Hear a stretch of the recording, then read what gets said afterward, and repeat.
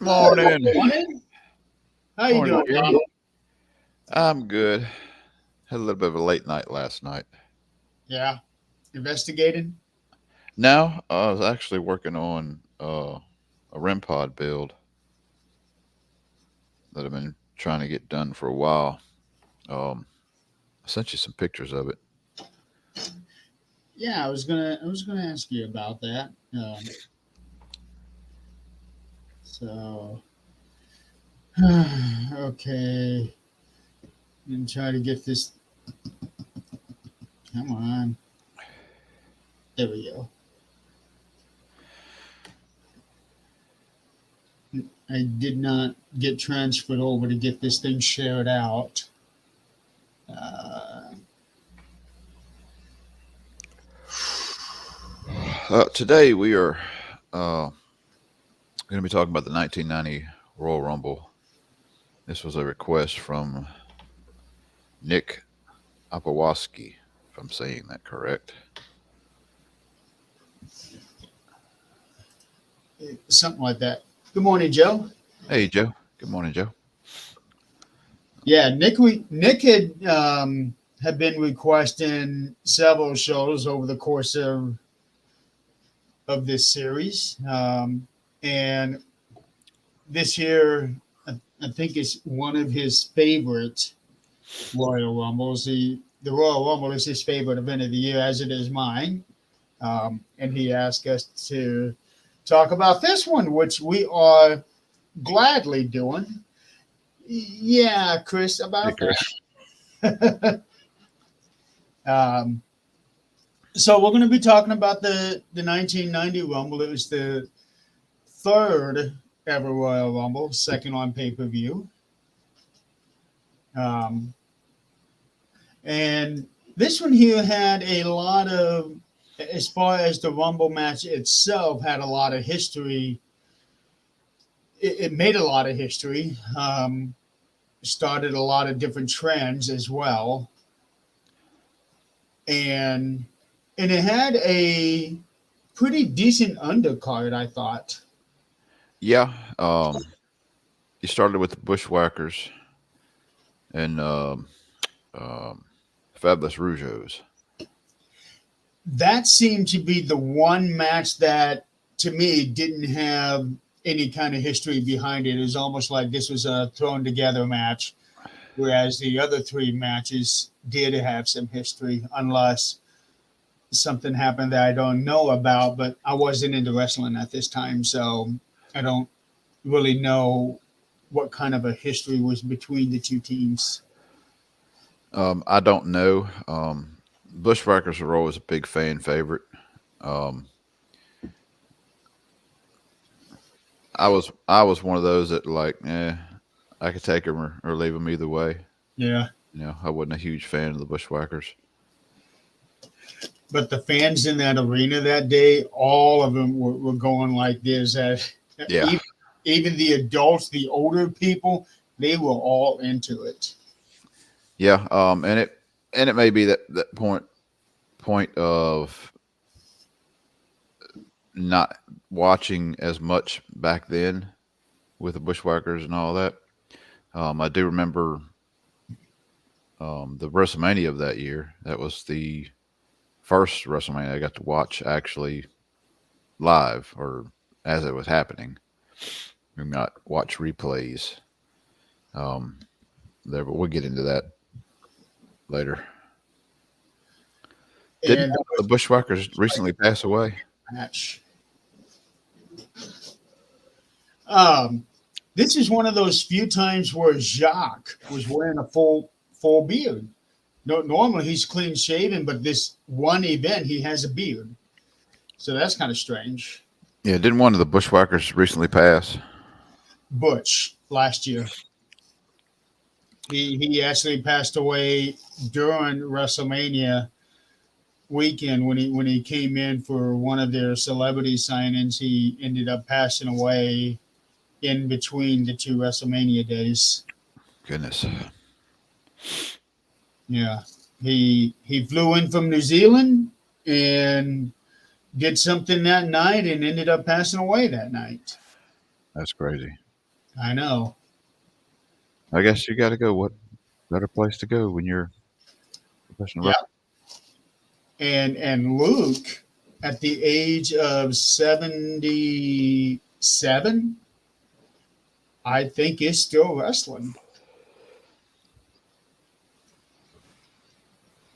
And I had only ever watched these guys during their Bushwhacker run, and I find it so hard to believe that these guys were ruthless, violent. It it's just it astounds me that they were like that. Okay, Bushwhacker Luke. His last match was in September last year, and he actually had one, two, three, four, five. He had 6 matches in 2023, so he's still going strong. Yeah, Robert Miller uh, is Butch, and Yep. then Luke is Brian Wickens. Um, I'm wanting to say, if I remember right, they were called the Sheep Herders back before they were in WWE. Yes, they were the sheep herders, and before that, they were also the Kiwis.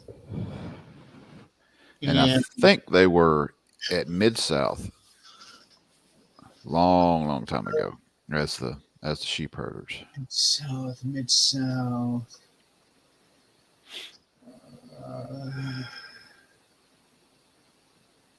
Trying to find it.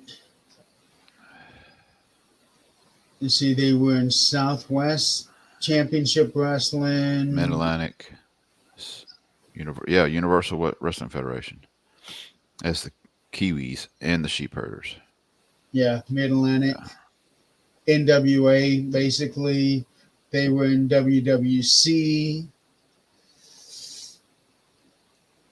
They were all over the place, and then they came to the WWF, and Vince wanted to turn them babyface. And I remember seeing an interview. I think it was Butch.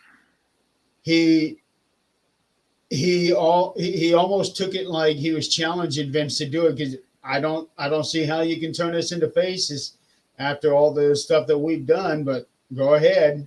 And sure enough, he turned them face, and they were one of the most popular tag teams in all of wrestling.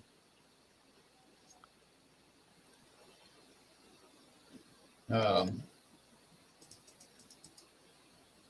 but the match itself was pretty good, and I like how they do that battering ram finisher. It not your typical wrestling finish, but it seemed to suit them well.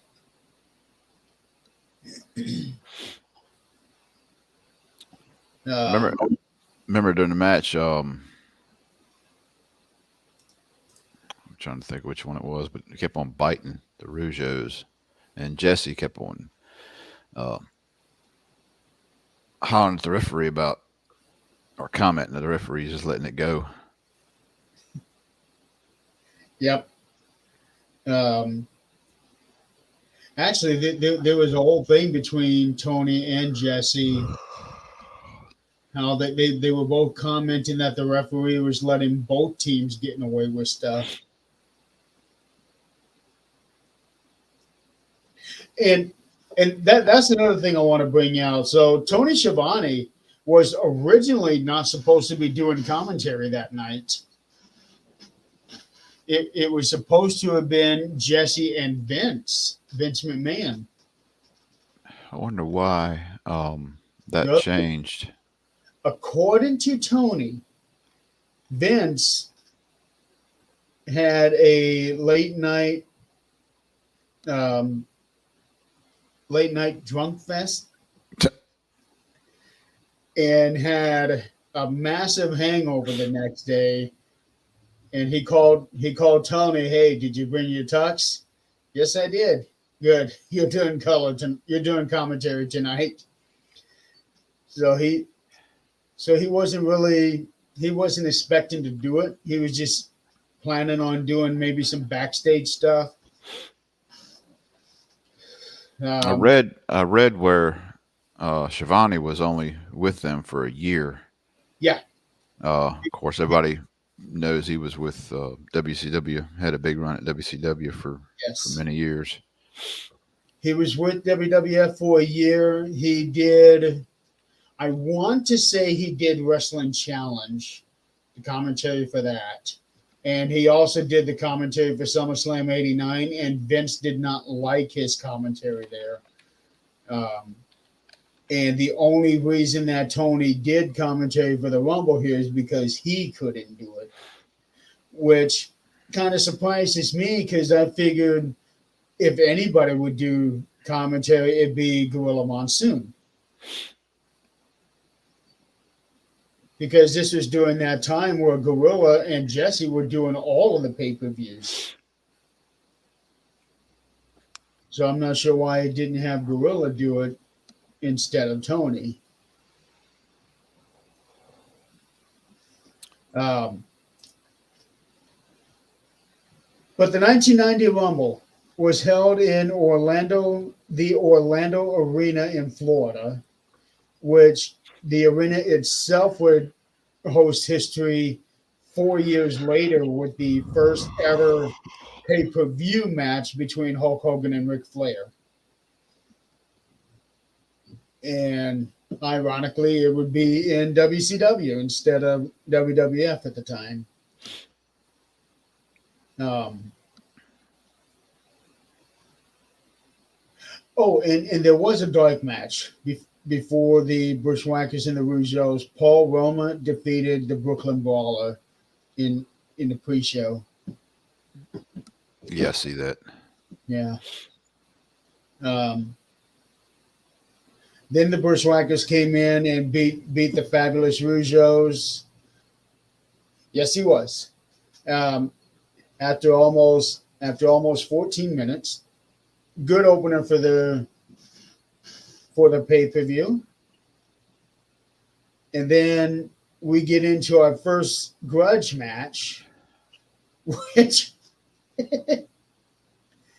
Brutus the Barber Beefcake versus the Genius. And correct me if I'm wrong, but I think this may have been the Genius's only pay-per-view match with him. Let me look that up. I know he was in the corner with for many people for several pay-per-views, but I think this is the only actual match that he had on pay-per-view.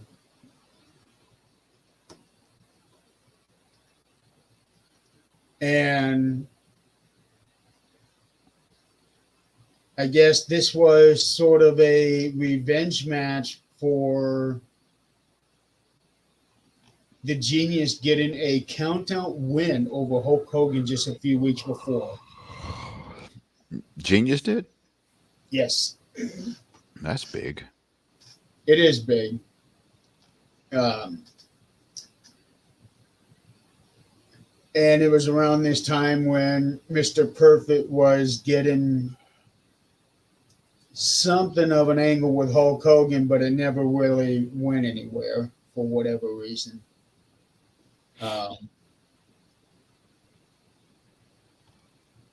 But Beefcake and Genius went to a double disqualification. They had a nice match, but a lot of it was the Genius prancing around doing a whole bunch of athletic stuff. Yeah, he was doing cartwheels and stuff outside the ring. Outside the ring, inside the ring. There was one where he did a flip and then did this to Brutus, and then Brutus did that same thing to him, and it caused the Genius to recoil back into his corner. It I guess it was an okay match. Nothing spectacular. Um, and the ending of this match would lead to Beefcake taking on Mr. Perfect at WrestleMania. Jesus.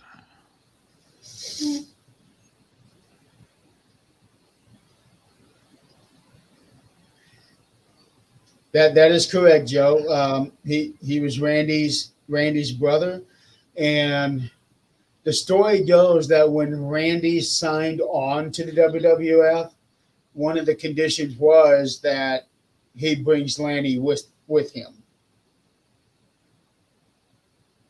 and that he's employed the whole time that Randy's there.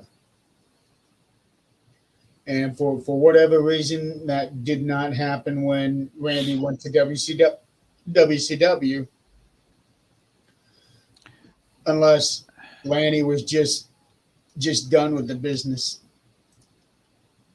Um, Yeah, I don't see anywhere. I don't see anywhere where he had anything other than the Royal Rumble pay-per-view. And yeah, of I course, he think continued wrestling. You know, he did house shows and Saturday Night's Main Event and things like that. yeah, and Lanny also passed away just a little over a year ago too. We're getting to that age where we're losing a lot of, you know, wrestlers we grew up watching. Yeah, well, he was only 68, so he wasn't that old.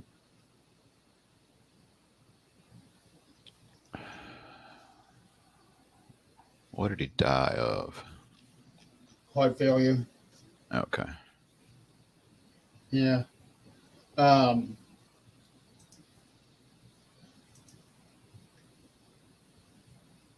More so, what to me, what I remember him more for is his poetry that he recited before his matches and before the matches of the people that he was managing. Like when he managed the Beverly Brothers, he recited a piece of poetry before their matches, and also that there was one where he did a poetry reading before the main event of SummerSlam, which seemed to be really out of place. But being that his brother was in the main event, maybe that was a Randy call. Because as far as I know, there was never really any interaction between Randy and the Genius on any show. As far as I know, and yes, I forgot about the frisbees. The Genius also used to do a thing for frisbees in the crowd. I forgot about that. Yeah. Um, but the match ended in a double disqualification, and Brutus gave the Genius a little bit of a haircut before Mr. Perfect came in and put a stop to that. And that would eventually lead to the Beefcake Perfect match at WrestleMania. Right. He was at International Championship Wrestling, Mid South, Continental Championship Wrestling, or Continental Wrestling Association, excuse me. Um, then WWE or WWF, as it was called back then. Yeah. He had a stint run between 93 and 99, 2005, 2020. Didn't really wrestle a whole lot during his later years. He started living in Ecuador. Okay. Published 2 books, one a collection of poems and limericks. Well, I didn't know he actually published any. He's got 2 books published. One is a collection of, excuse me, one a collection of poems and limericks. Most of it's related to drug and alcohol awareness, Okay. directed toward young children. I'll I'll have to see if I can find it. I'd like to get that because he always did pretty good poetry. What I liked was when he ended the poem on this particular instance where he says, "I am the world's smartest man, and beefcake is double dung." Seemed like an amateur way, a really good poem, and then he's ended that last line with something that would have been an amateurish um, piece of literature.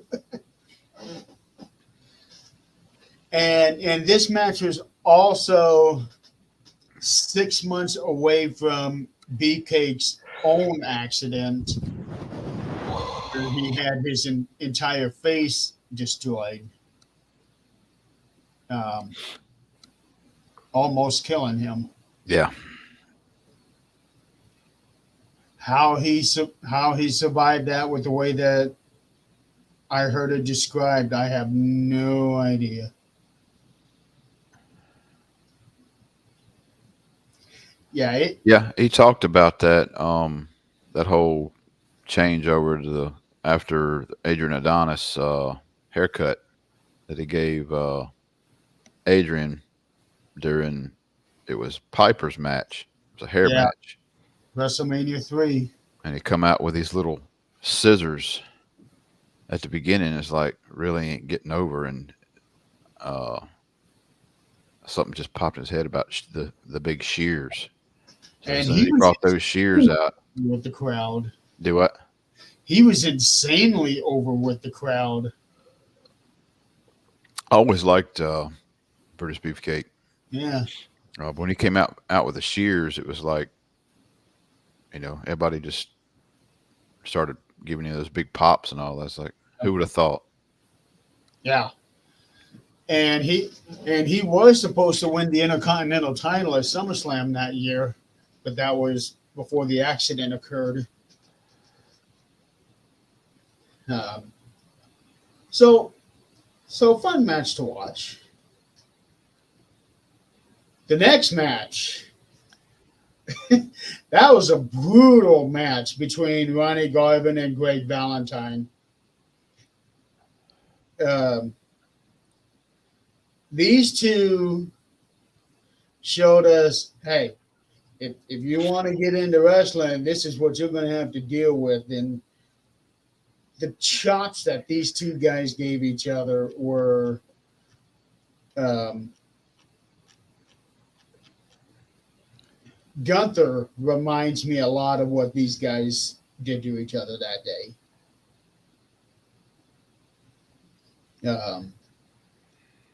The chops, the head hits, the head butts, um, and it was a submission match too. Yes, they kept on trying to do pinfalls, I you know, during the match. I'm trying to find out which match it was because I did not know this until I read it somewhere. Um, Shane McMahon, of course, everybody knows who Shane is. Um, he was actually a referee in one of the matches um, during the Rumble. Trying to see which yes, one it is. yeah, he was going by Shane Stevens. Right, Um, he was he was a referee for a couple of years. He basically just working his way up the company right. instead of being given a big spot. What Vince could have easily have done that if he wanted, but he made Shane work his way up. Yeah, he started at see here. He started at age 15, working in the warehouse filling merchandise orders. Mhm. He was a referee. And Stephanie did the same thing, and Stephanie also modeled the shirts for the magazine too. Really, Yes. yeah. It's actually a good thing. It's you so dang rich. You know, nowadays. With the McMahons, I guess giving them that work ethic. Yes. Not just handing stuff over. You know, And that's really the right way to do it too. it is. It teaches them a value, Hmm. the value of the dollar. And seeing where those two ended up later in life, I'd say it worked. Yeah, especially Shane. I mean, at the later years, everybody remembers him as wrestling and doing some crazy stuff. You Oh know, boy, did he ever. How he didn't kill himself on a couple of occasions is beyond me. yeah, it's strange at all the stuff he did. He went out with nothing more than got an injury from leaping over somebody in a match. Yep. With all the crazy stuff he did, which I can say this is like, um, you Well, put your body through so much. done anything in a year and a half at that point. Yeah, you put your body through so much stuff when you're younger. It eventually catches up to you. And oh boy, it couldn't have caught up to him in a worse way. Right there in front of Yeah, 8,000 people making your return at WrestleMania. and Wow. just well, you think about the knee injuries. Um, like McMahon tore both his getting in the ring. Yeah. Uh, Triple H is torn a couple He tore quads. both of them as well. Yeah, tore him. During matches. It wasn't where I saw just crazy stuff. Hmm. You know, your knees can only take so much. Diesel tore his one time. Yeah, I want to say that was also on pay per view as well. mm-hmm. Because he was going for a tag and fell. Hmm. Um, Ronnie Garvin and Greg Valentine. That was such a great match. I thought it was. Um, Heavy hitting, hard hitting. Went on for over 15 minutes, and these two guys just did not let up on each other. They it.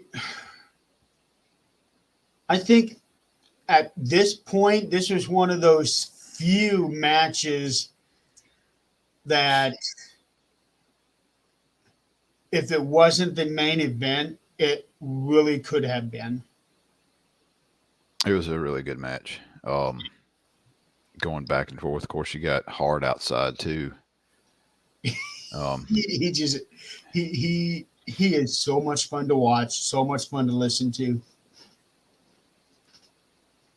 Um, and there was one spot on during the match that was so funny. Both of them were wearing those shin guards, and Valentine put the figure four on Garvin, and Garvin just sat up and he starts looking at the crowd and he's smiling, and people forgot he had that shin guard on, so it was protecting him. And he starts laughing at him and doing this. How Greg didn't start laughing himself, I don't know, because that was so funny. Um, that was probably the best part of the match, that little comedic factor there. But other than that, they put each other through hell. The chops, you heard those chops. Um, a match like that would have held up very well today.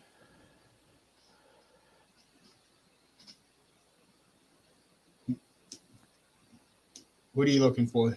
I'm looking at Ronnie Garvin. He started in 1962, 62 to 84. Rugged Ronnie Garvin, Yeah, former NWA champion. yeah. I had actually forgotten about him up until this Royal Rumble match. I was like, oh yeah, Ronnie Garvin. This was actually his last big match for the WWF before he left. He had been with them for a year. He debuted, I think he debuted at the '89 Rumble. Then he had a match at WrestleMania. He was He was at Survivor Series. he was at Survivor Series, and he was the ring announcer at the '89 SummerSlam because he was barred from wrestling because of what was going on with him and Greg Valentine. And this, I think this should have been a WrestleMania match. Um, Nothing against them having it at the Rumble, but this match would have helped WrestleMania be better than what it was. Because WrestleMania 6 had a lot of very short matches.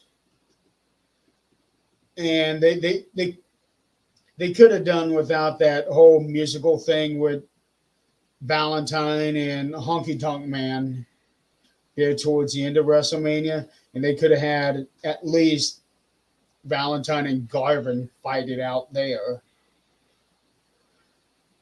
And even Greg wasn't very happy with what they had to do at WrestleMania.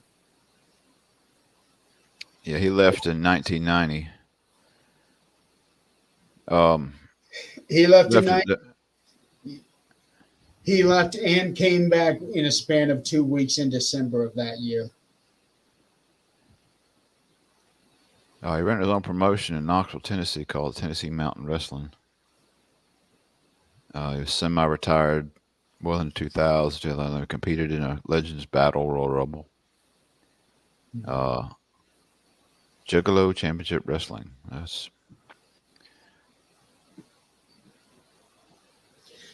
I forgot about that, Chris. Ronnie Garvin was also a pilot. Yeah, I'm reading it now. Yeah, I forgot about that. Became an airline pilot in his retirement from wrestling. Holds commercial and instrument ratings for single-engine and multi-engine aircraft. He owns several car dealerships in North Carolina, Gaston, North Carolina. And Ronnie was also one of those guys who showed early on that you don't have to be a big man to become a champion.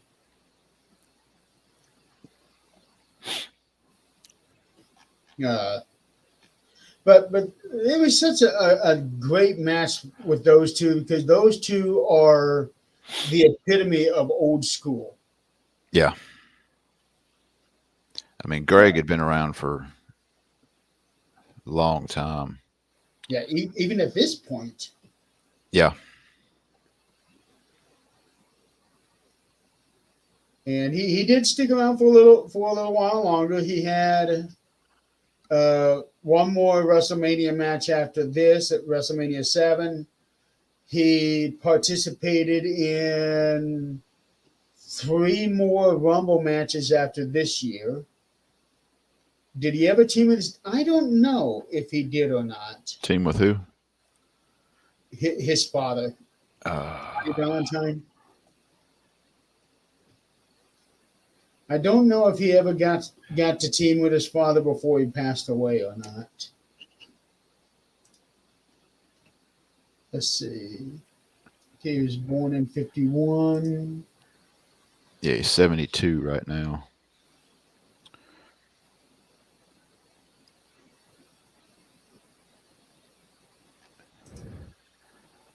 He formed a tag team with Ric Flair. That's the age his father was when he died. Johnny Valentine was 72 when he died. Oh.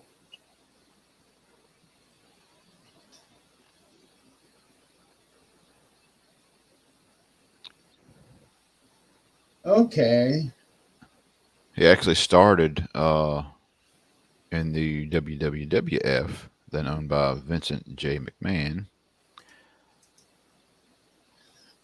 I managed by the Grand Wizard. Good Lord. I hate to even look. Johnny Valentine's last match was in 1978. Oh, okay, his dad. Yes. Uh,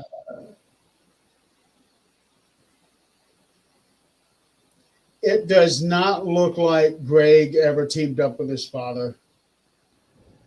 I don't know why, but I thought that Johnny Valentine died in a plane crash.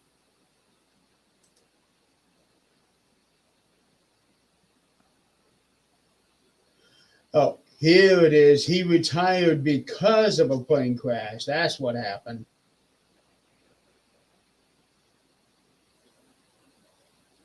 He retired because of a plane crash.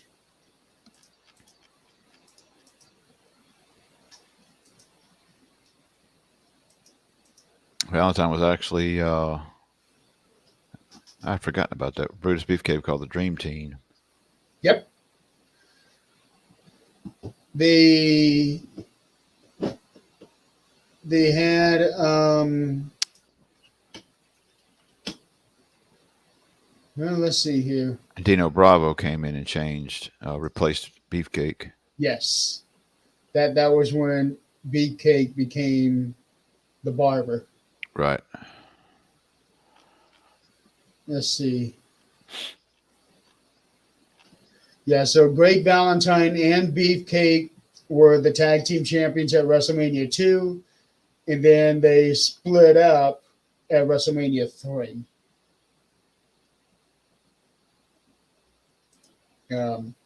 But Greg Valentine was one of my favorite wrestlers back in the day, although he was on his way out from the WWF when I started watching wrestling, and then he went to WCW for a little while. And then he came back very briefly at the end of 93, beginning of 94. And then he disappeared after that. I think he went to the AWF. In the independent circuit, yeah. Yeah. He was at Royal Championship Wrestling from 96 to 98. Oh, I forgot about Faced that. Randy Savage on Monday Nitro on July 1st, 1996. I forgot about that one. I didn't realize he was ever in WCW. I remember seeing him in 92 in WCW. And Yeah, May 17, 1992 at Wrestle War. yeah, and at that time, I was just starting to watch wrestling. I did not know that wrestlers could go from one organization to another. I thought that once you started wrestling somewhere, that was where you were for life. I had no idea about contracts and all of that, and Right. these guys jump organizations every so often. I had no clue of that at that time. But Greg Valentine was definitely one of those guys who seemed to be extremely dependable, um, very believable. He was your wrestlers, and he was one of those guys where, as the match goes on, the favor is more to him.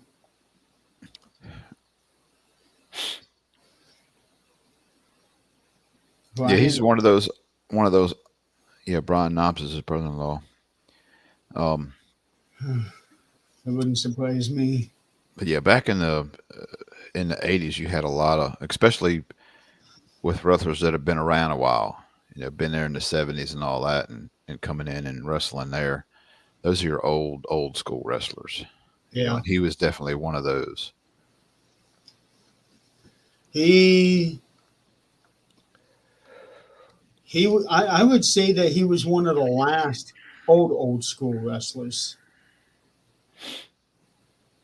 um, in this time. But to me, he's one of those who is deserving of all the praise he can get. He's in the Hall of Fame. I don't think Ronnie Garvin is. Let's see. Ronnie Garvin is not in the WWE Hall of Fame.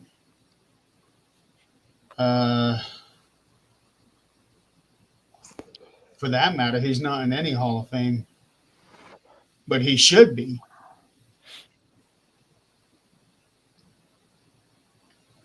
Ronnie Garvin should be in the Hall of Fame, and he's not in any. So I'm kind of surprised by that, especially since he is a former NWA World Champion. I wonder if that's a personal thing.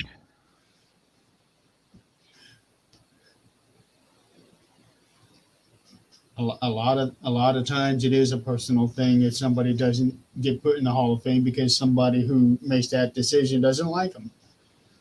I'm talking about, on his own deal. It's like he may not accepted any of it.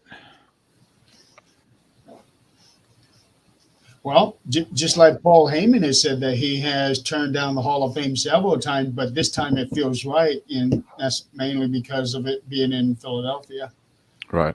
which is the right choice. The Nasty Boys, yeah. I never got into the Nasty Boys. They were different. Yeah, I never really cared much for them, as far as wrestling wise. Um, I don't know. Maybe in that time in wrestling where I kind of started taking a backseat and a break from it because it was getting And that really, was when I was getting into it. yeah, it was getting. I don't know.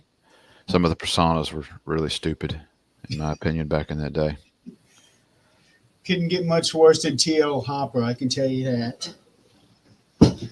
Uh, the next match is the shortest match of the night. Hacksaw Jim Duggan against the Big Boss Man.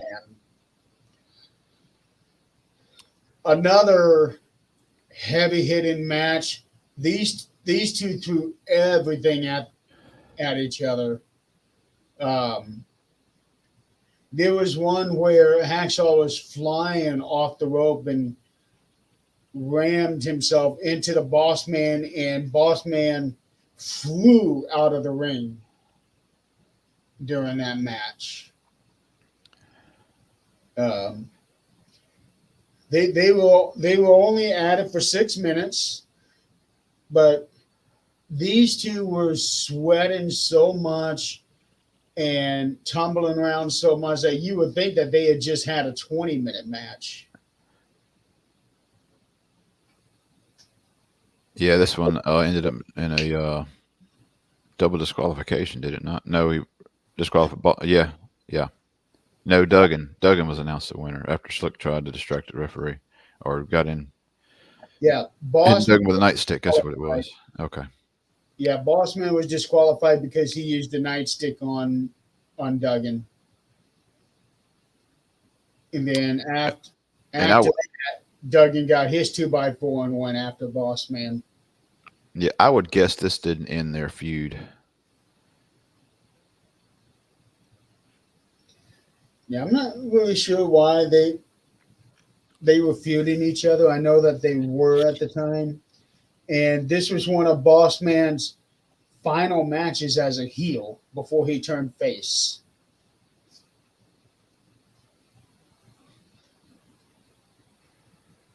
Um, I'm guessing they didn't show up in their. Joe was saying I once had ICP in the cab. The way I knew who they were was from wrestling. I'm assuming they didn't have their makeup on at the time. if they didn't have their makeup on, even after watching them in wrestling, I would not have known who they were. Yeah, it's that whole that music genre that I didn't listen to and don't listen to now. I like their oddity song. and that's just because of the oddities. Yeah. I thought that was and I wonder why that didn't last as long as it did, because that was a good gimmick. It Yeah. There were a lot of things at that time that did not last long. Um, the oddities were basically another gang that was the same time as Nation of Domination, the DOA, the Bourgeois. So the oddities were pretty much just another gang, and that whole gang warfare era did not last long at all. And to be perfectly honest, I'm glad it did not last long because I wasn't a fan of the whole game thing.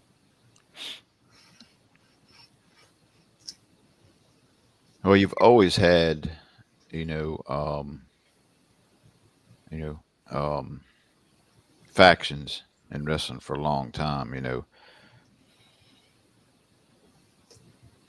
Yeah, but they never took it to this level before. They, Oh, that's cool. So they also bought me breakfast and gave me $100 tip on a $20 fare. That's cool. hell yeah. Um, I'm, I enjoy factions, but I don't enjoy them when they do it like a game style. That's basically what it was in the late 80s, late 90s. They did it like gang versus gang, if that makes any sense. Yeah. Well, I can see that being a heel faction. That's kind of the way it is. I mean, it's just like the bloodline now. It's the Yeah. same basic scenario of it where you know we're going to jump in and help. And I know it's all storyline, but um, it's the thing I see on social media a lot, and some of the wrestling pages and all that. People complaining about Roman one not defending the title as much as everybody else has. Number two, he can't win without interference and help from the bloodline. I'm like, and there are people arguing back and forth about it. Well, About the whole thing is like that's the whole point of the factions.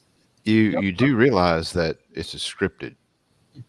But You don't know, they also realize that the four horsemen also interfered in each other's matches?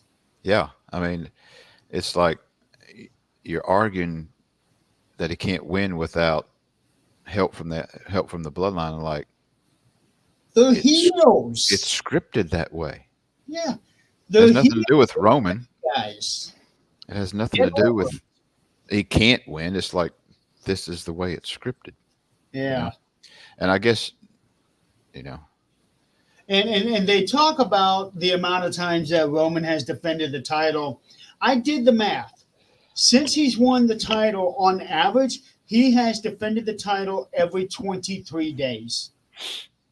When you take all of his defenses and spread it out, his as an average, on average, he has defended the title every 23 days, which means he defended that title a lot during that in that first year, and then it just spread out. But when you look at the amount of days that he has had the title and the amount of defenses that he's had, it's one every 23 days. People compare that to Hogan, Backlund, San Martino. These guys defended their titles every 2 days, every 3 days. Granted, it was a completely different scenario back then, a completely different time. These guys were going every single day. Now they are not doing that, which is really, I think, better for their health to not be going day after day after day after day.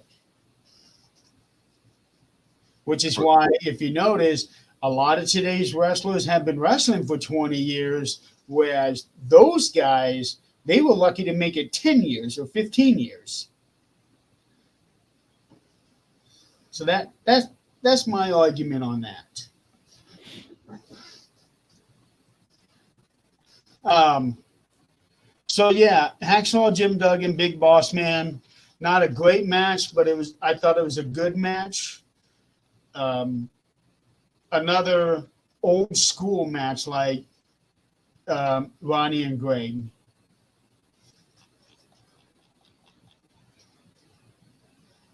Yeah, I'm kind of wondering about that too. Now that Roman's doing back-to-back nights at WrestleMania, um, but we can talk more about that on WrestleMania weekend after that first night. So, so Joe, Chris, we're expecting you guys to be on this show on WrestleMania weekend when we do our April 6th show, April 7th. So we're gonna be doing a show in between the two nights of WrestleMania. We're expecting both of you to be on. Yeah, what's our next Yeah. show? So Is that the morning? Is that the morning of the first day? Are we doing it, one it the can be morning of? it can be morning, afternoon, April 7th on Sunday. Okay, I am definitely off that day. Let me put that on my calendar right now. If I don't put it on my calendar, I'll forget about it. I think he already wrote it down on the calendar because we were talking about doing the show in between the two WrestleManias so that we could talk about what happened on the first night and then predict what we think is going to happen on the second night based on what happened.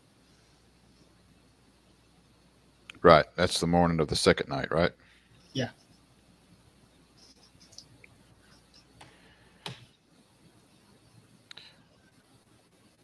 So next, the big one, the 30-man Royal Rumble.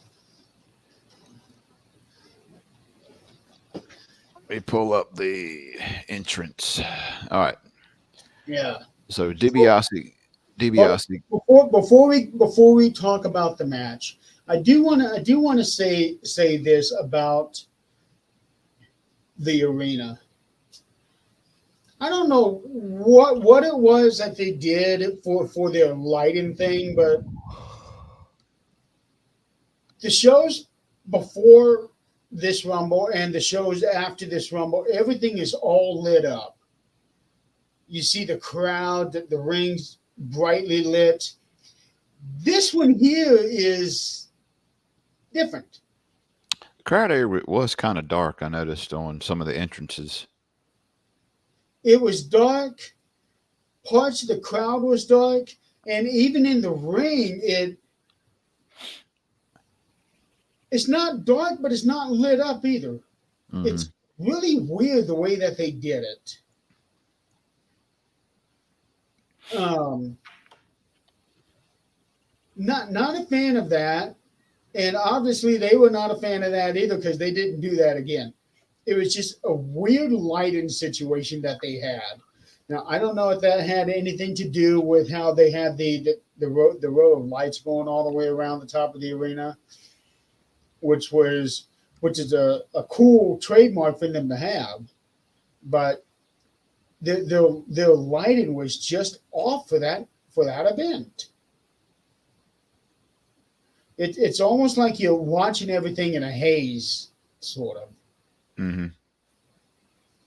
So I just wanted to throw that out there. Before we get into uh, this Rumble, I was looking this up. It's like, it really wasn't up until that point. You know, we all know the Rumble as the winner being the, number one contender for whatever title Yeah. they want to choose at the time. It wasn't until '93. It wasn't until 1993 Royal Rumble that became um an additive, I guess you'd say, Hmm. into it. So you still got 90, 91, 92, where it was just a standalone match, whoever won.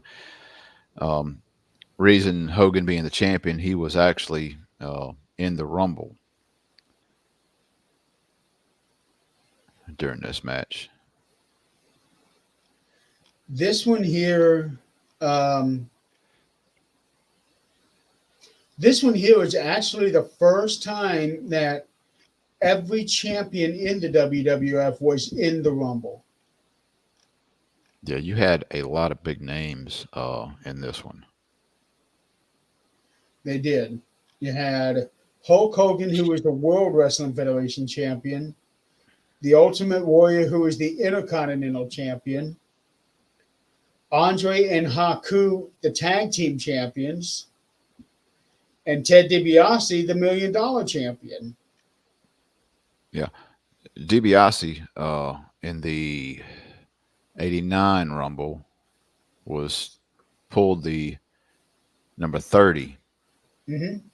Uh, in this one, he was Number one. number one. He lasted 44 minutes and 47 seconds. Yeah, and Ted DiBiase was the first true Iron Man in the Rumble. The previous two Rumbles, I think Mr. Perfect was Iron Man at 25 minutes, but DiBiase was the first true Iron Man that lasted that long. Yeah, the next longest in this one was 22:31 by Haku. So he went, double the time, almost double time of Haku. Yeah, he did. And that was good that Haku got that amount of time. And Dusty Rhodes lasted almost 20 minutes. Where's Dusty at? Yeah, Dusty Rhodes lasted 18 minutes, which Yeah. is pretty good for a man of his size. Yeah. Um, let's see, one, two. So only two men lasted more than 20 minutes. 9, 10, 11, 12. 13 men lasted 10 minutes or longer. And I have a whole bunch of stats up here for this Royal Rumble. First of all, this Rumble is leading for the Rumble that now has the most deceased wrestlers. Oh goodness. 13 wrestlers from this match are gone. 13 wrestlers. That's almost half. Almost half. And that is Randy Savage, Roddy Piper, Bad News Brown, Dusty Rhodes, Andre the Giant, Jimmy Snuka, Dino Bravo, Earthquake, Jim Neidhart, Warrior, Rick Rude, Hercules, and Mr. Perfect. I guess Axe is still around. Axe is still around, yep.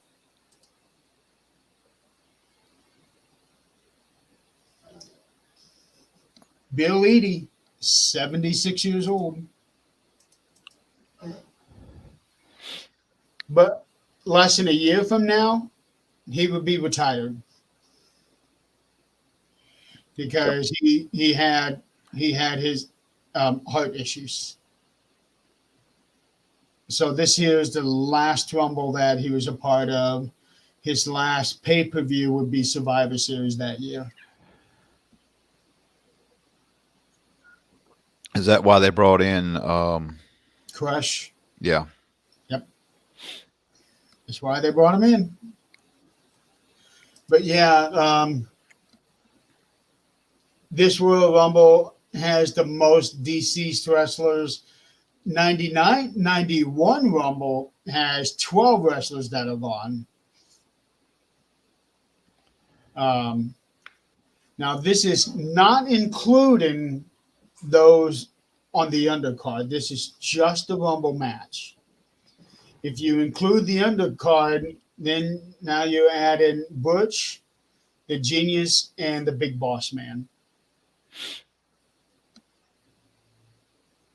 Um, and this is just wrestlers.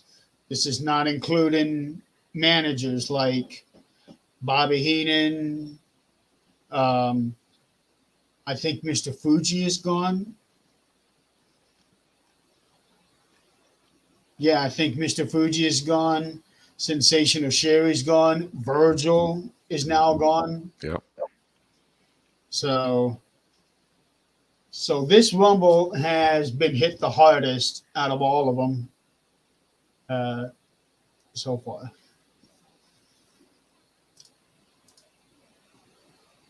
Uh, this is also the last Rumble to not have any last minute substitutions or surprises. That started in 91.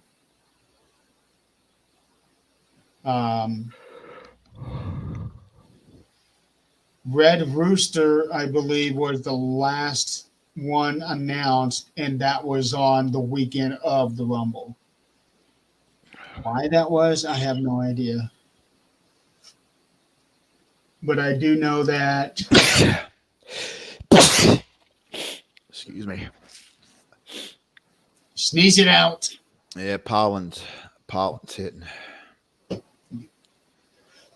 And Red Rooster didn't last very long either in the Rumble. Yeah, He came in, Andre grabbed him, and me right out. I always liked Terry Taylor. I didn't like the Red Rooster gimmick. Well, it sounds like nobody did. Chris did. Says always liked the Red Rooster work. Yeah.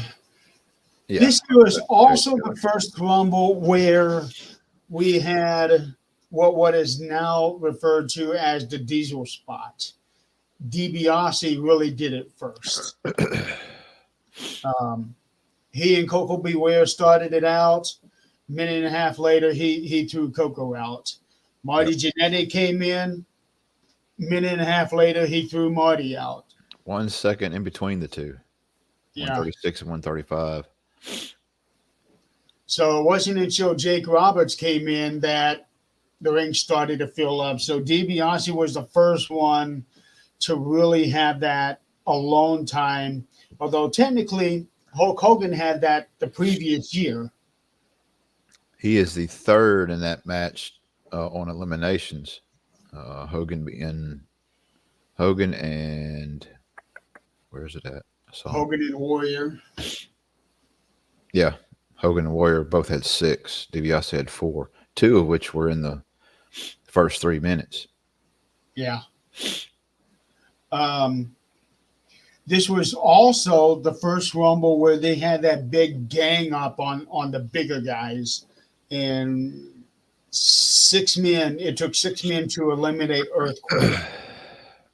The 2 previous Rumbles had no more than 2 people eliminating somebody at one time. Now you've had 6 on Earthquake, then a couple times where it took 3 men to get rid of somebody. Yeah, Axe and Smash eliminated Andre. Yes. And having Axe, Smash, and Andre in there together was very much how it was at the beginning of the previous Rumble. Because Axe and Smash started the Rumble, and then Andre came in at number 3.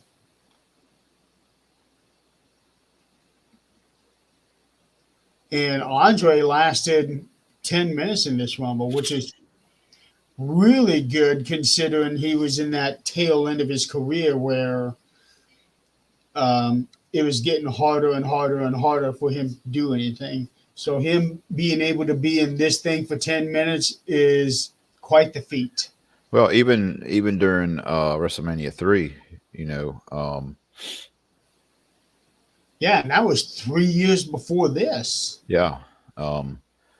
Vince had called him and said, "Look, I need you at, WrestleMania 3." It's like, don't know if I can do it because they actually Vince called him while he was still shooting on, um, is it Princess Bride? Princess Bride.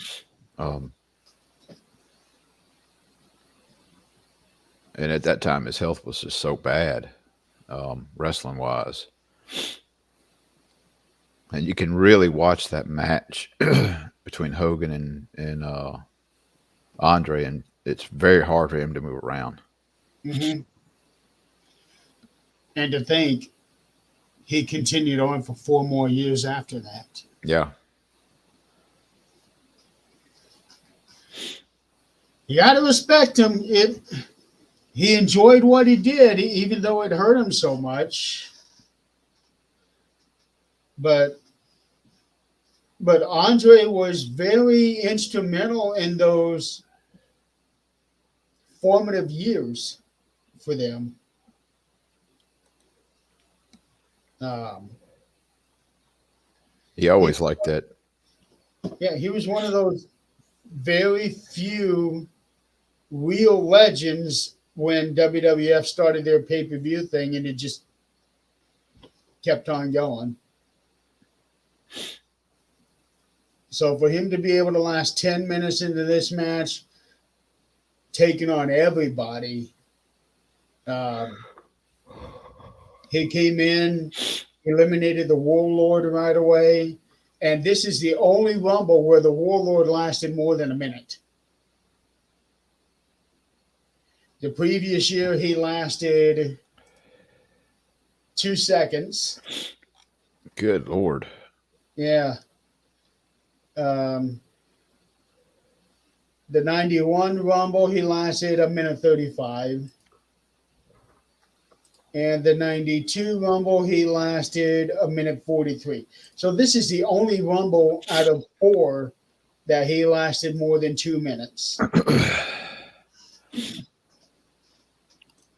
Why he wasn't given a bigger spot, I don't know. Um, At that time you got the Road Warriors, you got the Ultimate Warrior. well, Road Warriors weren't in WWF at No, the time of this Rumble. They would be later on in the year, but not at this time. you got a lot of guys that look the same far as their makeup. Yeah.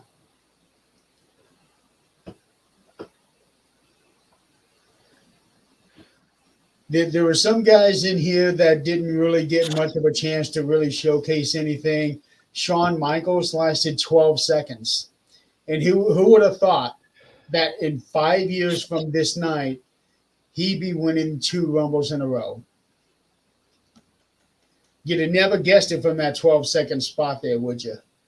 No, this was why they were still him and Janetti were still together. Even Yeah, Mark Janetti lasted longer than him. I know. Marty Jannetty was 1 minute 35 seconds. He lasted the longest out of the Rockers. Yeah, he lasted 12 seconds. Akeem lasted 2 minutes and 30 seconds, and he was thrown out by Snuka. The Red Rooster even lasted longer than he did. At 150, 158. Yeah, Red Rooster lasted longer than Jannetty, Coco Beware, and Shawn Michaels. That's funny. Maybe it's like, oh, I'm not going out either. I'm gonna stand over here in the corner. Now, what about the showstopper in the middle of this whole thing? Hulk Hogan and Ultimate Warrior. The crowd went nuts. The crowd was completely insane.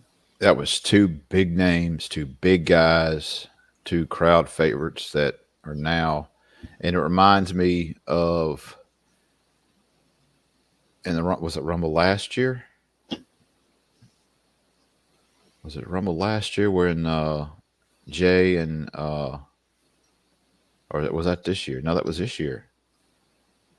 Jay and Jimmy in the ring together. This year. Yeah, that's another big, big thing. It's like not quite as big, but that's like, oh my God, this is fixing to happen. Last year it was Gunther and Brock.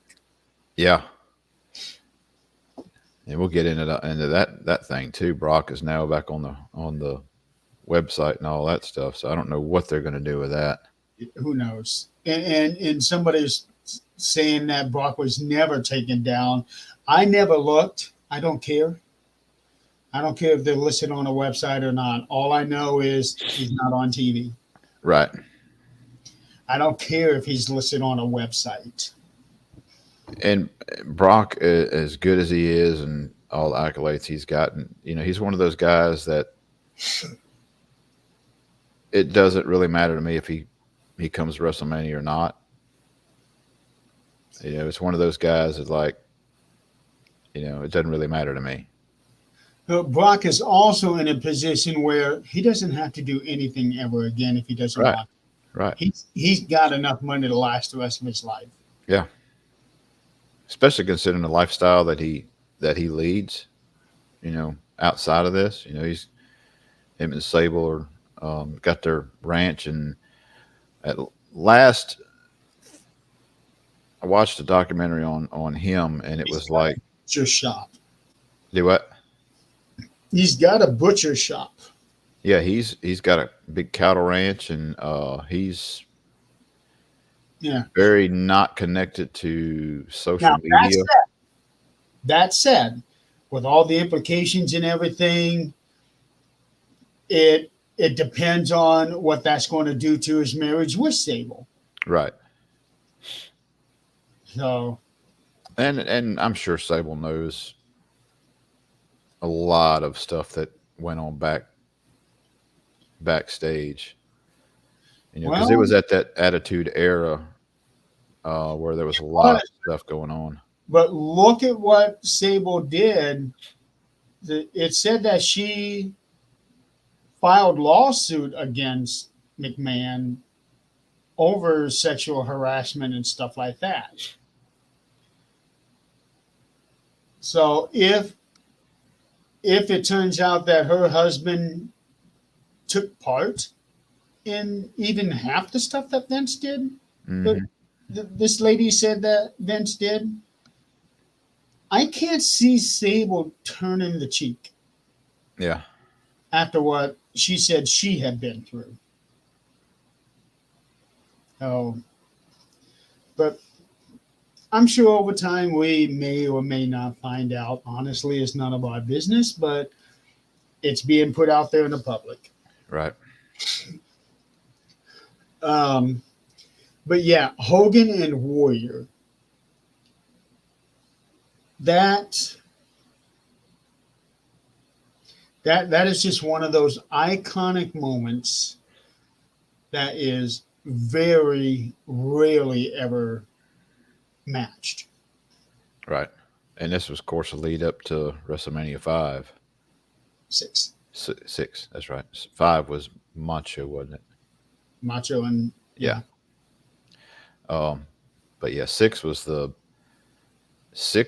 first pay-per-view that I actually got to watch while it was happening. I recorded it at a buddy of mine's house. They had satellite back then.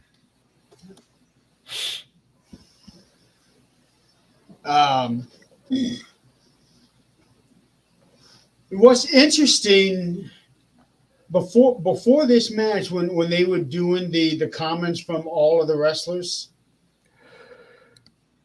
Warrior singled out Hogan because he's talking about 28 mortal men in 28. Wait, there's 29 other men, and then it goes in that 29th man, the other force, or whatever the hell he said.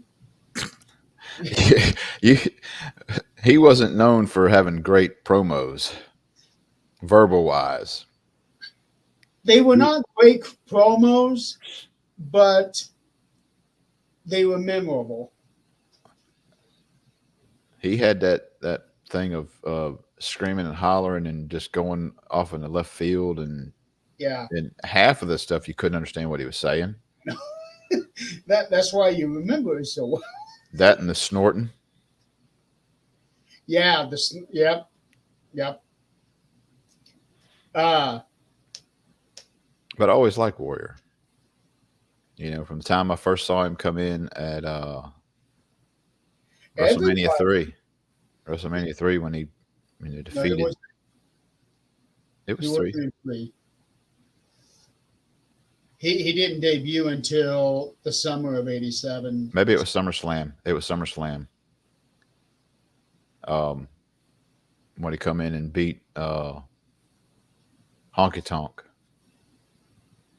Yeah, that was SummerSlam '88. Warrior made his debut in '87. I don't remember if he was in the '87 Survivor Series, but he was in the '87 Rumble or the '88 Rumble.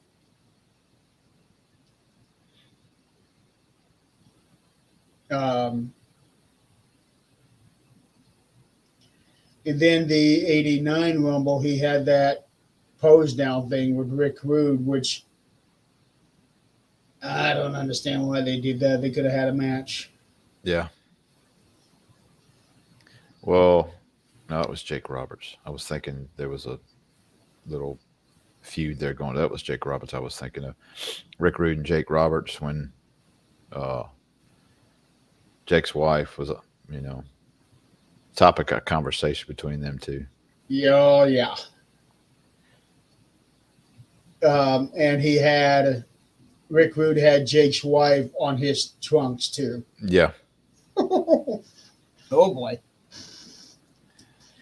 Warrior, when he came in, he comes in, he's throwing everybody out. Face, heel, it didn't matter. He saw a body, he went to go throw him out. He did that to Tito Santana. He did that to Jim Neidhart. He didn't care who you were. If you were a body in that ring, he was going to get rid of you. Let's see. And he was also the one that got rid of DiBiase, and the place exploded when DiBiase was gone. Yeah. DiBiase, Martel, Rick Martel, Tito Santana, Shawn Michaels.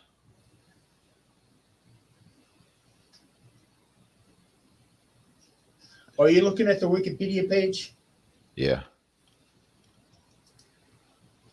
I have actually edited that page.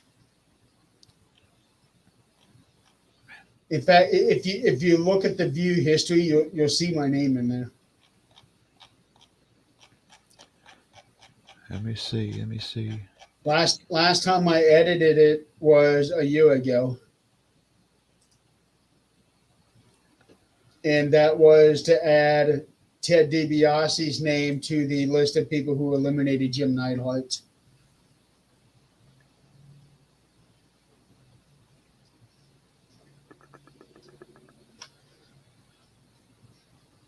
Um,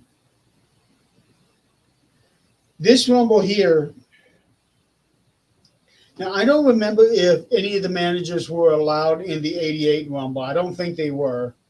They weren't allowed in '89, but managers were allowed to stay at ringside for this Rumble.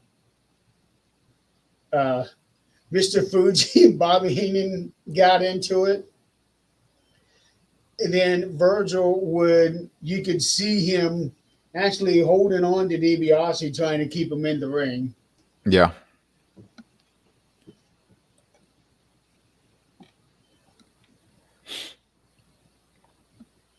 Um,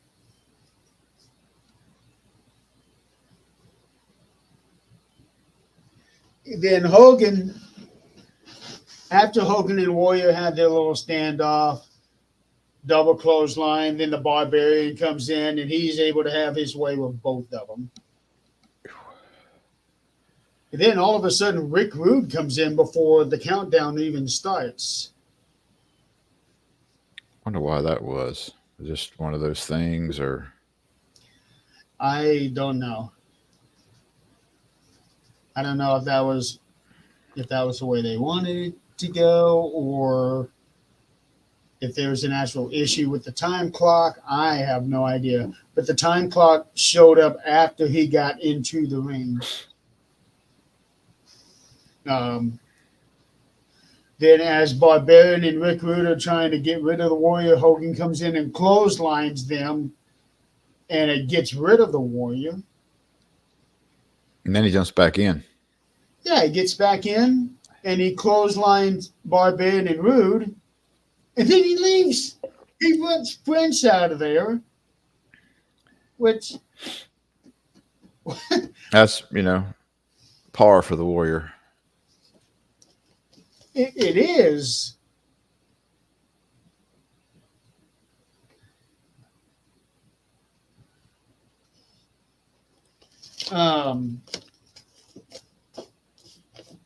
Yeah, it's very Ultimate Warrior, but still is kind of weird.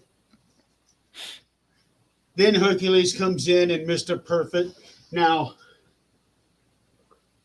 when Mr. Perfect came out, to me, it didn't seem like he got much of a reaction from the crowd at all. Everybody else did, but it seemed like Perfect got next to nothing. When he did that stint before he passed, he came back in WWE as Mr. Perfect, and the gimmick wasn't working.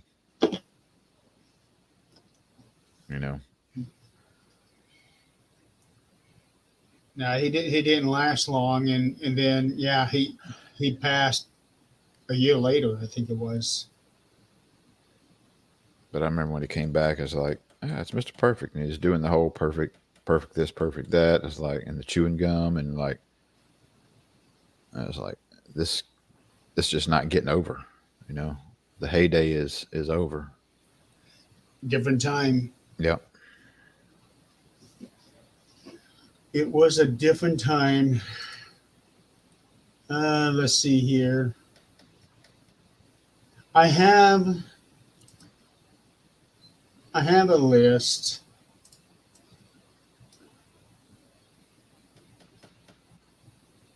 This here is this Rumble is tied with the men's 2022 Rumble, where it has the most wrestlers actually earning an elimination at 20. So 20 men in this Rumble got an elimination.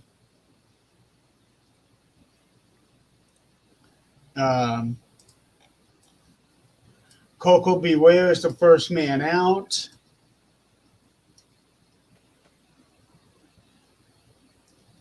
Marty Jannetty didn't get anybody out.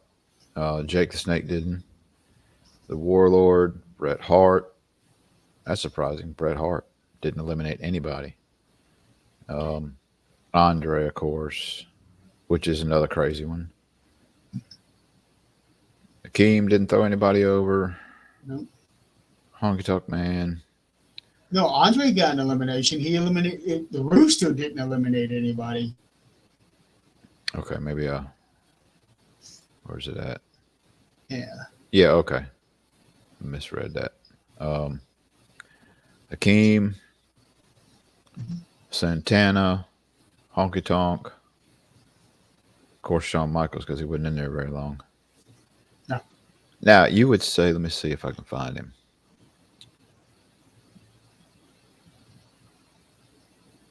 If you want to be official about it, Bad News Brown shouldn't have gotten an elimination of Roddy Piper because he was already eliminated. Yeah, Um, But that's always been a thing. Uh, it's not the first time it's happened. I'm sure it won't be the last. Um, oh, I definitely wasn't the last.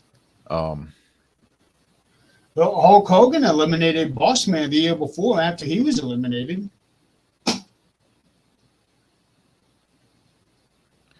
I've seen some people. I've caught it. Watching people go under the rope. I remember a couple of times somebody going under the rope or going mid through the rope or something to the matter. They actually didn't go over the top rope when they got eliminated, but it was one of those little weird fluke things. No, that's never happened. I've seen where Oh well, no, I take that back. Hornswoggle in the 2008 Rumble, he went underneath the ropes and never came back in. trying to think of who went under the ropes and then came back in much later in the match. Oh, that's been done a few times. Jerry Lawler's done that. Rusev has done that. Santino Marella has done that. Uh, Hornswoggle's done that. Did McMahon do that one time? He did. He didn't hide under the ring. He and Austin went out of the ring right at the beginning of the Rumble and went fighting into the concession stand. Mm-hmm. Then Austin was taken to the hospital, and McMahon came out to do commentary. Then Austin came back in, got rid of everybody, and that left McMahon. He got him and threw him back in the ring. Yeah, that did happen. Randy Orton, Roman Reigns, that's happened to them. Yeah, that's happened several times where the guys leave the ring and they don't come back until much later.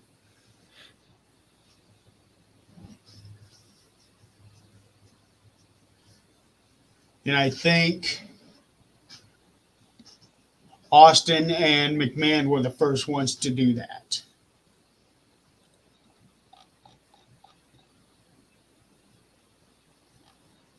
Um,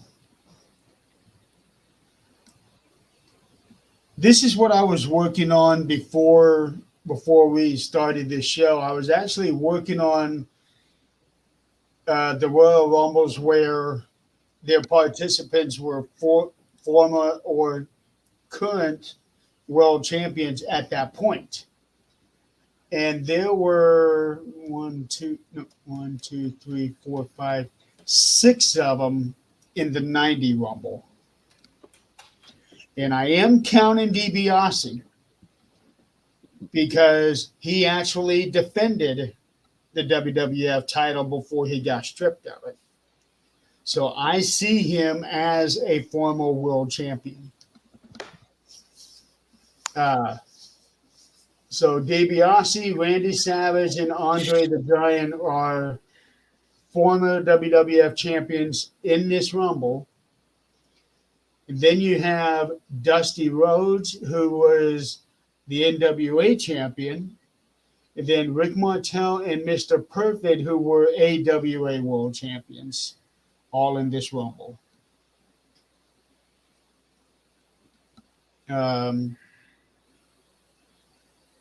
Then, of course, Hulk Hogan was the current World Wrestling Federation champion.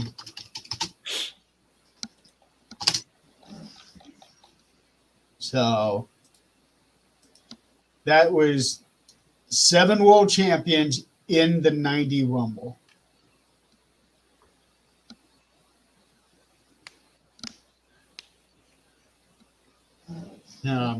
Then as as the years would go by, you start getting into the Rumbles where literally half of the field is former world champions. Right. But here in the beginning, the 1988 Rumble only had one world champion, and that was Harley Race. Then the 89 Rumble had Andre, Mr. Perfect, Ronnie Garvin, Randy Savage, Hulk Hogan, Rick Martel, and DiBiase. And like I said, yes, I do count Ted DiBiase as a former world champion. That's when Andre gave it to him. Is that correct? Yes. Yeah. Andre forfeited it to him, and then DiBiase actually defended the title. Who did he defend against?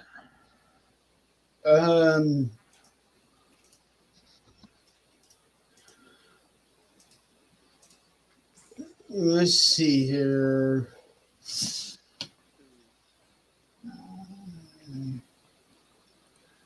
Bacon. Bam Bam Bigelow. Okay. That's another one that's gone. Yeah. I remember back in the old days, or is that? I think One Man Gang also had a tattoo on his head He did. because he had One Man Gang had the mohawk. Do Yeah. what? He had a tattoo on both sides of his head. I think it was it a skull? Skull and crossbones, maybe. Maybe.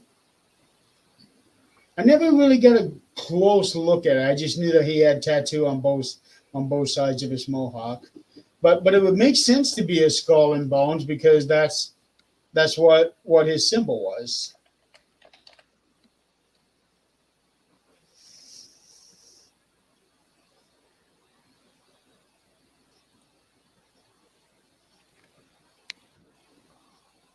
Looks like a skull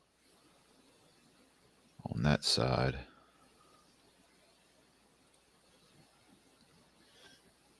Actually, Chris, George Gray is his actual name. DiBiase didn't even draw his number. It was Virgil who drew the number. And that could have been the build up to leading to their split. Eventually, I don't know that for sure, but they finally did split at the 91 Rumble.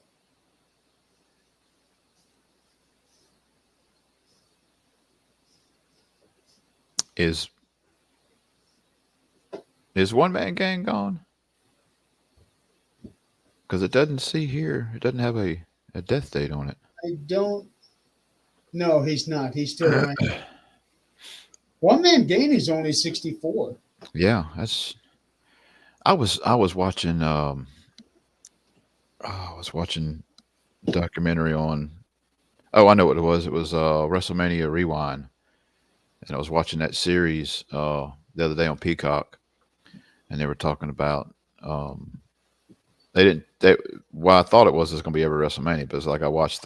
They had one. They had two. They had three, and then they skipped way up.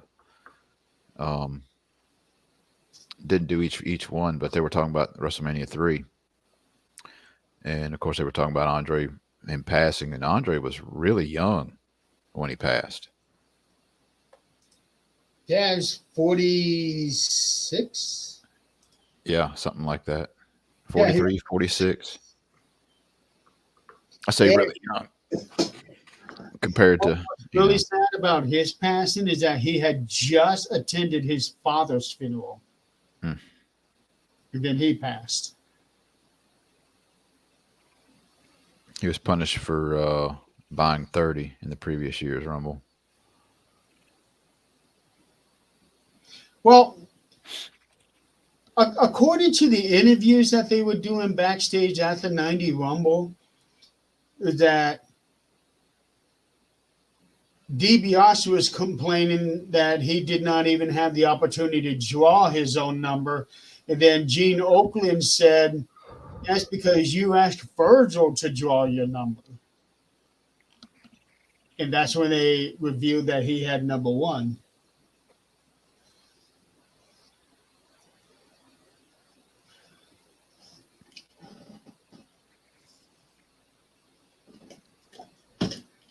Oh, speaking of one man gang, on May 5th, '85, he lost to Kerry Von Erich in a hair versus hair match. This is where he started sporting the mohawk. Christmas Star Wars. Okay, I He did not. lost to he lost to Bruiser Brody in a chain match at Christmas Star Wars 1985. Oh man, can you imagine the brutality of that match?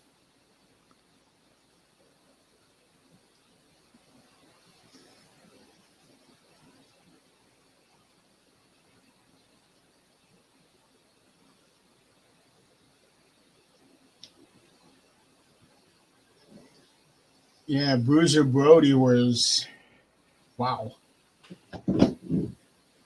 That was somebody I would have loved to have seen in WWF.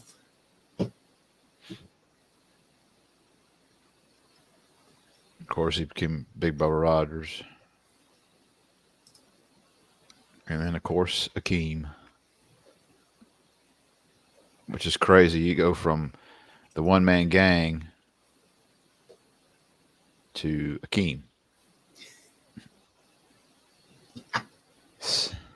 And he was a good sport about it too. Build from As long as they kept giving him a paycheck, he went with it. yeah, he retired in 2009. Yeah, I mean, I don't know why they changed his persona there. Maybe he come in as a one man gang, and It was basically to make him fresh again. That's really what it was. It was to make him fresh, and it wasn't that they took him off and then brought him back in as a new person. It was known that one man game was turning into Akeem by embracing his South African roots.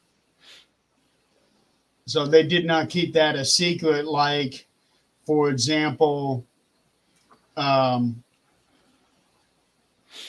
like the Iron Sheik turning into Colonel Mustafa or something like that. right. So now another interesting thing about the 90 Rumble, Mr. Perfect was supposed to have been the winner of that one. And somehow Hogan, Use his politics. yeah, somehow Hogan did it, but Perfect was supposed to have been the winner of that Rumble. When you look at all the Rumbles that he had been in, technically Hogan should not have been a winner of any of them. Because in the 91 Rumble, Andre was supposed to be the winner. He was going to come in at number 30 and win that Rumble just so that, because they knew He was just he was about done. done.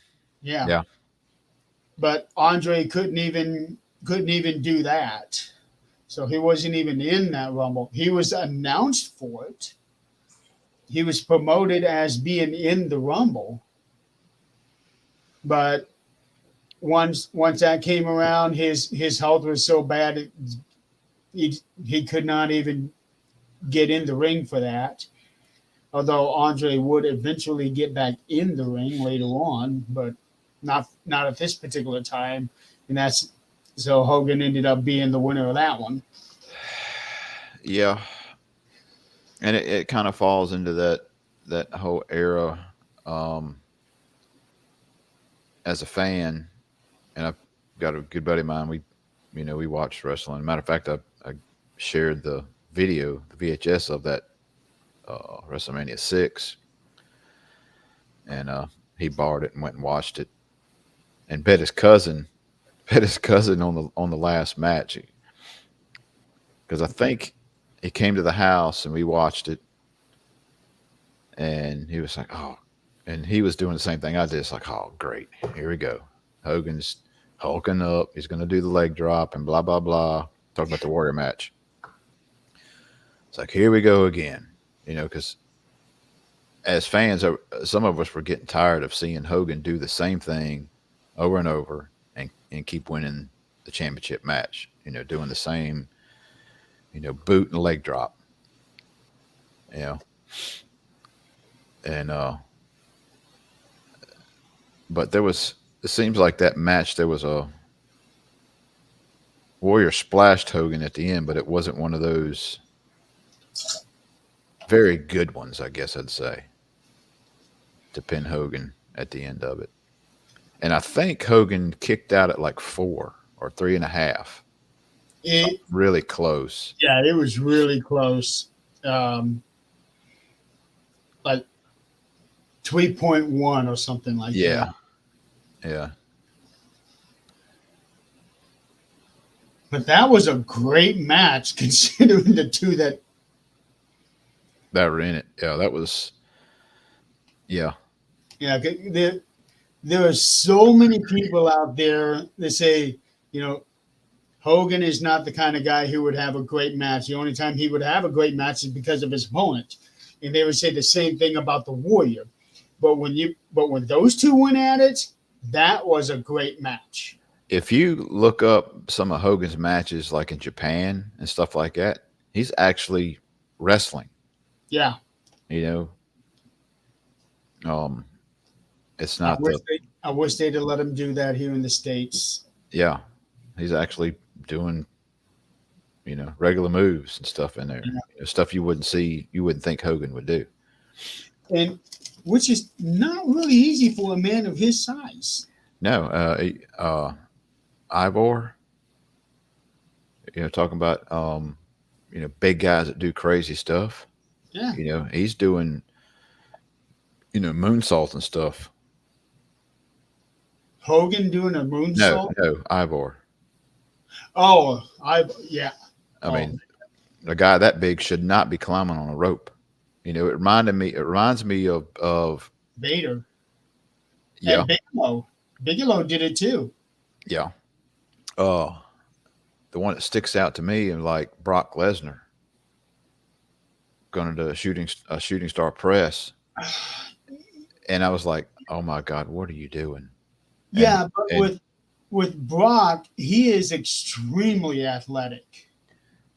And he's a big man, but he's not big like the other guys are. Right. You don't expect a big guy like that to get on top rope and start doing crazy stuff. And then when I saw him climbing up the rope, I was watching that match. I think it was Kurt Angle that he was wrestling. And I was like, oh my God, what is he doing? And Kurt Angle's way far away. I don't know if that was on. He almost killed himself. Yeah. I mean, he did that shooting star, and I was like, he just landed on his head. Mm-hmm. He's lucky he didn't end his life or his career right there. Of course, he was dazed after that. Yeah. You could see after he had won the match and look into his eyes, they were glassed over.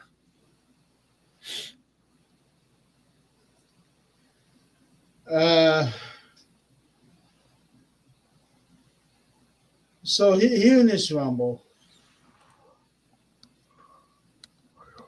was, it was a hell of a roster that they had on this one. The start of it was great. You had DiBiase, and then you had two guys that come in that you don't really expect much out of them, even in singles matches, Coco and Marty. And then here comes Jake, and here comes Randy, here comes Roddy. That foursome there in the ring, DiBiase, Roddy, the Snake, Savage. Holy cow. I'm going to throw something out here. And of course, my old Mid-South days, I'm always bringing that up. Mid-South wise, that I know of without looking at Wikipedia, Ted DiBiase was there. Coco Beware was there. Roberts was there. I think Dusty might have been. I know Andre had been there. Of course, Terry Taylor, Red Rooster. Warrior was there.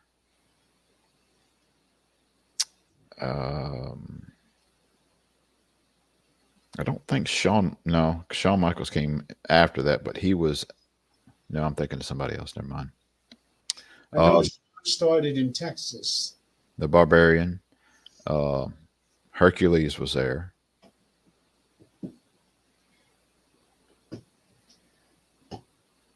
And then you have Mr. Perfect. Akeem under One Man Gang. Yeah. Mr. Perfect and Rick Martel, who came from AWA.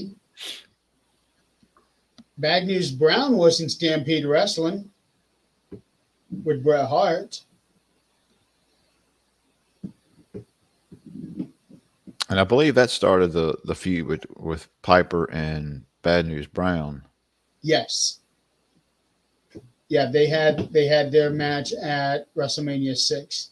Is that There's a lot of matches at WrestleMania 6 that came from this Rumble event. Yeah. Yeah. Hogan and Warrior, Bad News and Piper, Mr. Perfect and Beefcake. Dusty and Macho. Yep. Ted DiBiase and Jake Roberts had a match at Mania.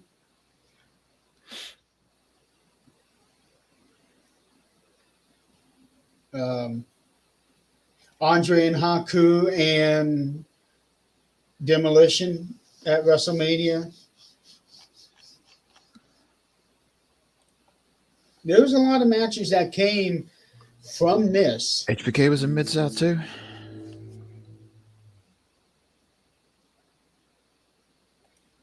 Yeah, it would only make sense. And Sean and Marty were also in the AWA.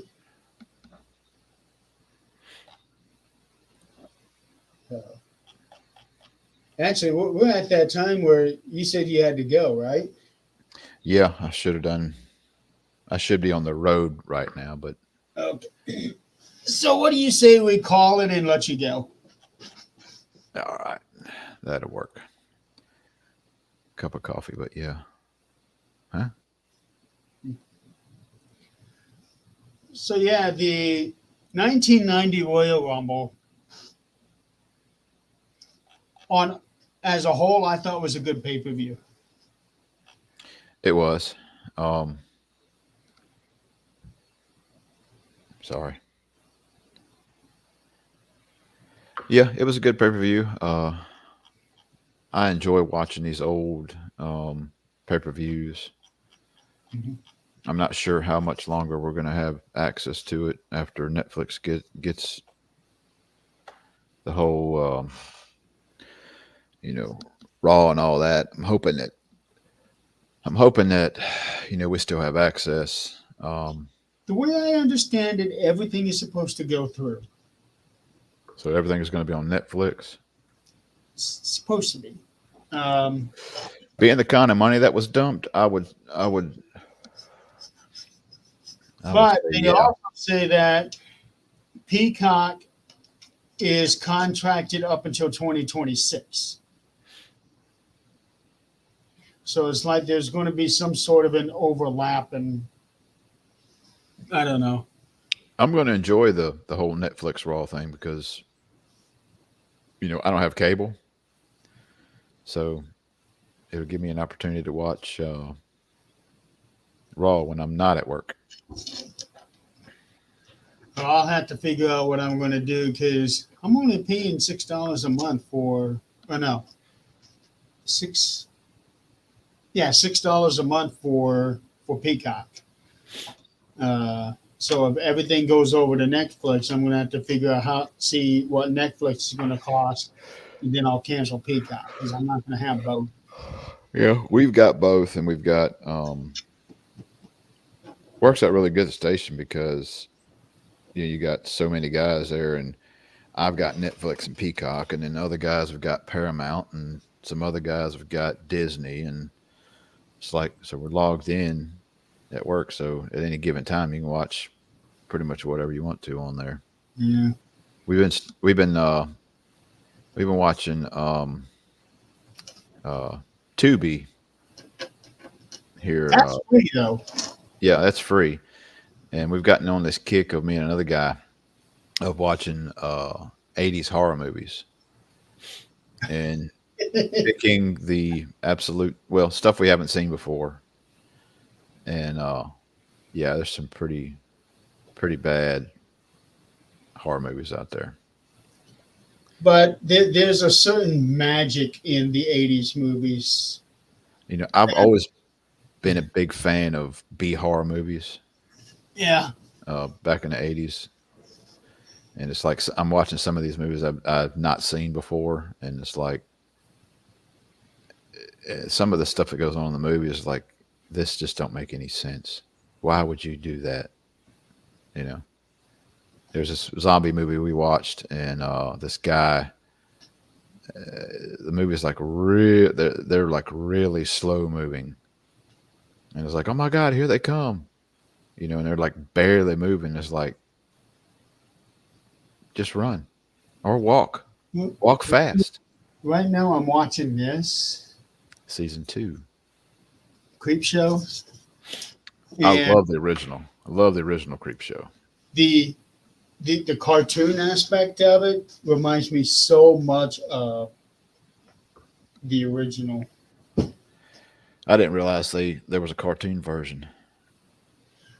No, it's you know how on Creep Show you had that cartoon spot Hmm. before it goes into the actual thing, and Yeah, then it kind of goes into a cartoon spot again before it goes to the actual story. That's right. how this is set up. Okay, That's how this is set and up. that's a series, Yeah, they did a it. standalone movie. Yeah, they turned this into a series a number of years ago, and they're done. They've done 4 seasons of it, Okay, and right now I'm just watching season 2. I'm about to look that up. Yeah, it's a good series. I've got the first 2 seasons on DVD. Well, Blu-ray actually. Is Blu-ray still a thing? Well, Blu-ray was supposed to have been taking the place of DVD, but now it's DVD, Blu-ray, and 4K. Right. Well, now you got so much streaming stuff now, you know, Yeah. as compared to Well, I don't 10 years do ago. yeah, I don't do streaming because you're basically at the mercy of the company. Rather, if you want to watch something, they have free will to take anything off they want. I'm not having that. Oh, the one thing that bothers me with streaming too is like you get these new series that come out. Oh, it's new on Netflix, you know, season 1. I was like, I don't want to get invested in a show that's only got one season because they may not pick the dang thing back up, and I'm stuck. Well, it's going to be like that on every show. Yeah. The thing that I've heard more than anything else is that people are halfway through a season, then all of a sudden the season's gone. Right. I'm not having that. There was a movie. There was a show on Netflix that only lasted one season. I think Santa Clara Diet with Drew Barrymore. Never heard of it. No. No. She, if I remember right, she dies, but she's alive, and she's craving human flesh, and all. Uh, It's kind of a horror comedy.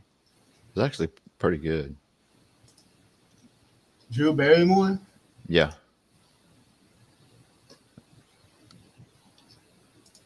The Santa Clara Diet.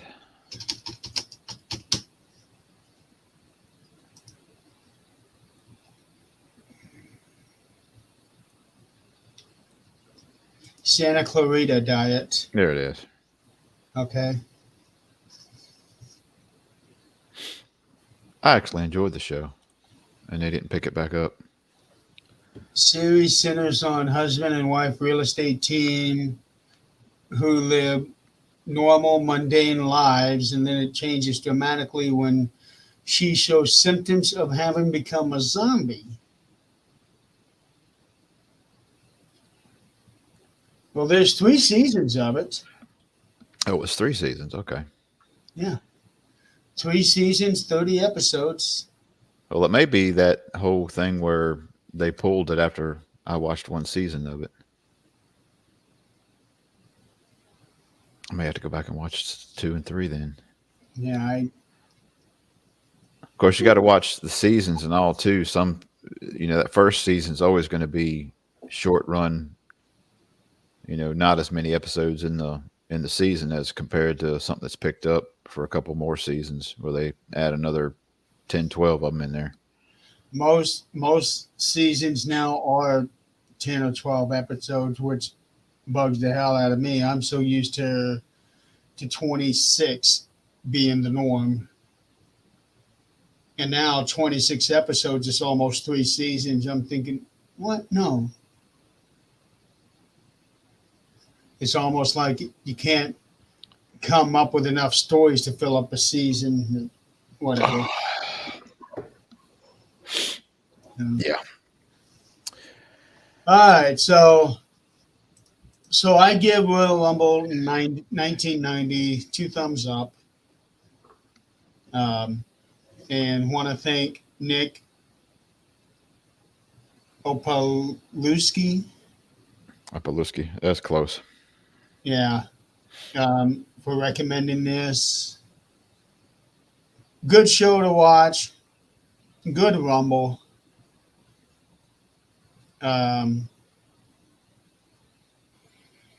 a lot of fantastic moments in it. Not just in the Rumble match itself, but also Actually, the in whole the card. yeah. But I would have to say that Ronnie Garvin and Greg Valentine, that was the match of the night. Yeah, it'd be nice to maybe do a review on the '93 Rumble when they started the actual having the winner go to WrestleMania. We'll wait till after this WrestleMania though, because this is going to be, I'm sure, the topic of the next three or four, episodes here. Well, the next 2 for sure. Yeah. Let's see, and next weekend you're going to be working, right? Let me see yes, next Sunday I work. What Next about Saturday. Next Saturday I'm busy. Next Sunday, yeah. Next weekend I'm tied up. So then we're not going to have a show until in between the 2 WrestleManias. And the WrestleMania card is shaping up to be a good one too. And I will be off that weekend. Well, I'll be off that weekend. Who knows with the way my work schedule is now because we're shorthanded. So any given time I could have to work somewhere. Hopefully that won't happen on the 7th. Yeah. Well, if it does happen on the 7th, then I could probably just go ahead and do something with Chris and Joe. And it may be the fact I can come on, but not screen wise. I come on verbal. Yeah. Just see how it goes. Too bad you couldn't do the show from the firehouse. Yeah, it's probably frowned upon. Oh.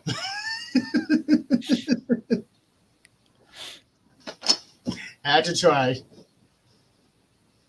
And at any given time I can be, if you got somebody else on the show, it'd be awesome. Just in case, if I am working that day and I get a call, then I'm just gonna disconnect really quick. Well, we talked about having Chris and Joe on anyway for that episode because we're all going to have something to say. Oh yeah. So, Let me get out of here. I'm supposed to be on the road already, and I still have probably an hour worth of stuff I got to get done. all right. Well, until next time, everybody, thank you for playing along. The next show will be on April 7th. Time to be determined. We'll figure that out as we get closer, but Thank we you, will be talking about what has happened on night 1 of WrestleMania and talk about what we think is going to happen on night 2. Yeah, SmackDown wasn't that great Friday. It was I only saw one clip of it, and that was The Rock, and I thought that was one of his best moments. It, as much as he is being the heel, the crowd loves him. yeah. And that was just up the road about 3 hours from me. But I wasn't going to Memphis at night. 2, I wasn't going to pay the amount of money that they wanted for tickets. Yeah. All right. So until next time, everybody out there have a great rest of your weekend. And Donald, I will talk to you whenever. Thank Have a good y'all. day, everybody.